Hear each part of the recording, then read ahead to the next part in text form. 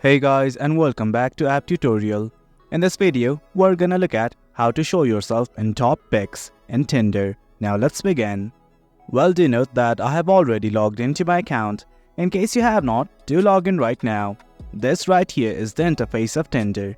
And what we want to do initially is simply go to our profile. At the bottom right, here is a profile-like icon. Simply click on it. Then this page will open up. Do note that you can edit your profile if you click on this button right here, that's edit.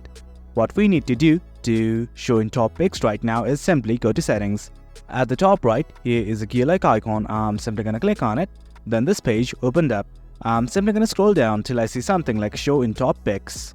Right here, as you can see, there's something like top pics, and below it there's something like manage top pics. I'm simply gonna click on this tab right here. Then this opened up. As you can see, initially it is disabled for me, and right now I want to show myself in top pics, so I'm simply gonna toggle on this button right here. And guys, that's it. That's how you show yourself in top pics in Tinder. It's quite easy. Well guys, that's it for the video. Hope you guys found this video informative, and for more content like this, do remember to hit like, share and subscribe. Your support fuels us. Until next time, thank you.